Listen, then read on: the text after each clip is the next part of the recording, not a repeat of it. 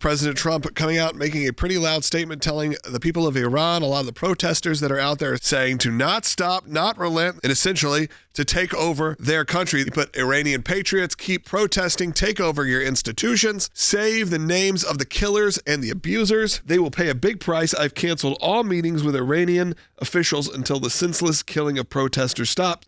Help is on its way.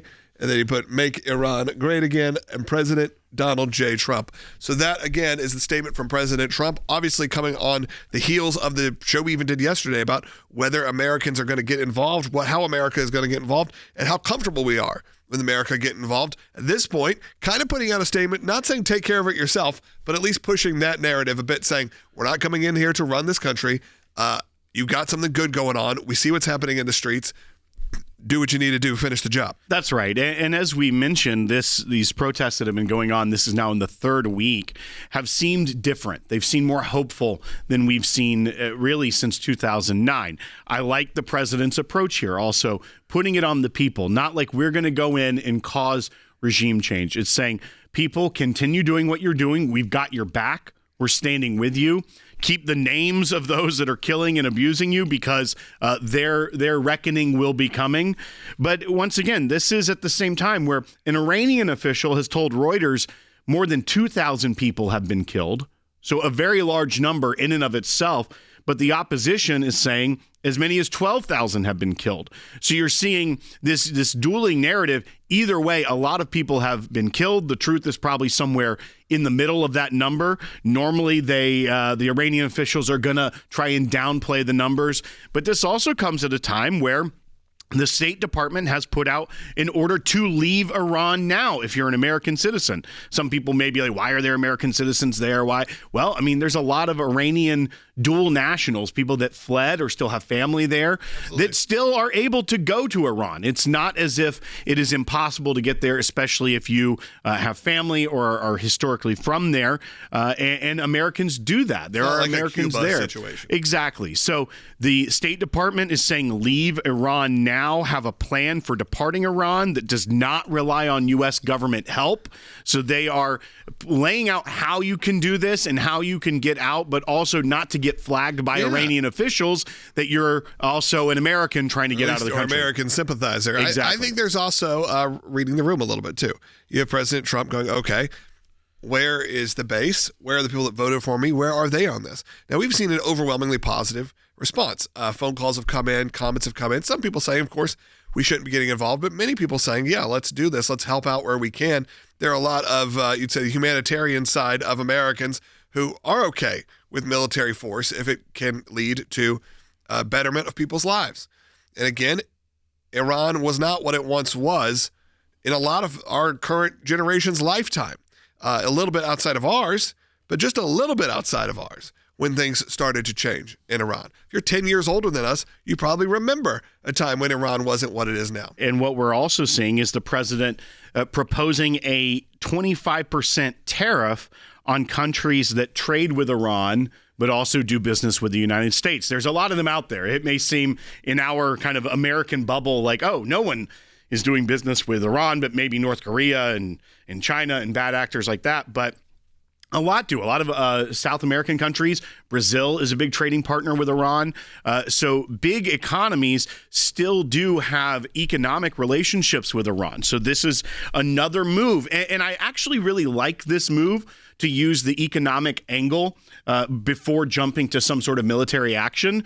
Because one, that's what I think a lot of President Trump's supporters would be in favor of sure, yeah, put pressure on the regime. Don't prop them up at a time like this. Go after where it's going to hurt the most, and that is economically. We also know that this entire protest movement actually started off as an economic protest. It started in the bazaars in Iran, where they were upset about the economy. The rial, the money in Iran, has plummeted in value. And what you're now looking at is a situation that it has gotten even larger. It has included the freedom movement trying to take back the country of Iran, but it started primarily as economic.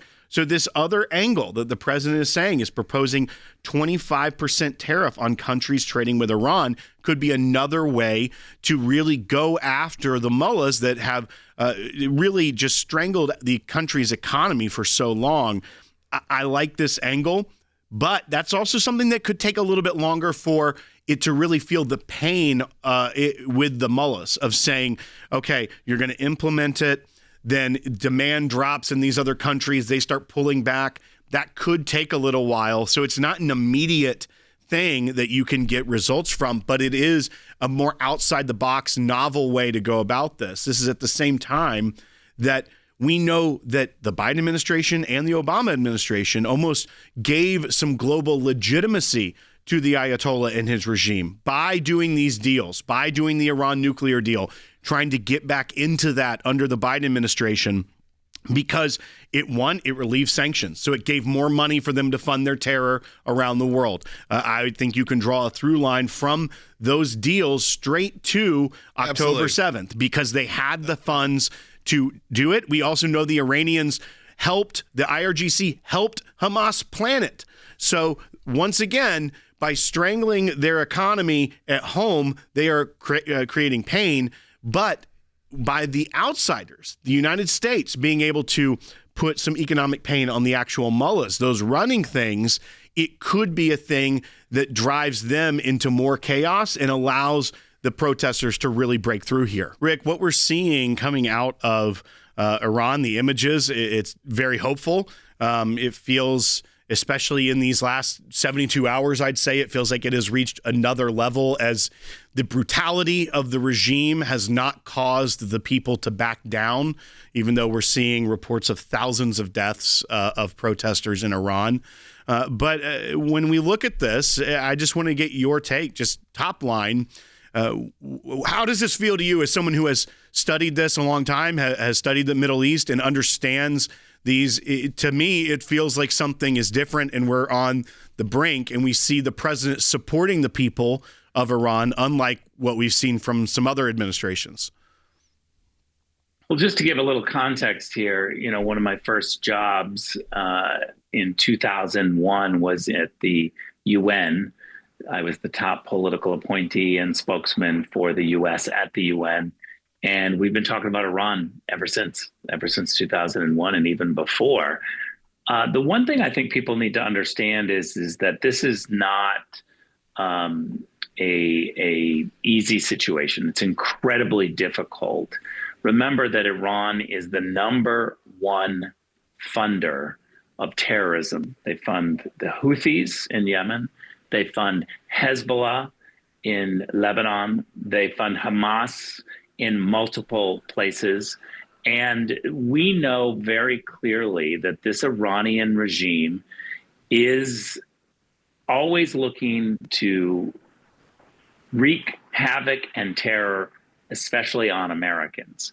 And so this is a threat that we see very clearly. We've been talking about for a long time. Thank God President Trump is somebody who is seeing this over and over and is not having it. And I believe that we are getting very close to the Iranian regime seeing the wrath of the United States finally come to it. Now, I don't say those words lightly. I am somebody who believes in the America First policy and no war, and we've got enough to concentrate on in the United States. But this issue clearly impacts Americans, our men and women overseas, and the terrorism issue that we've been fighting for a long time. So I see the Iran issue very differently than any other issue.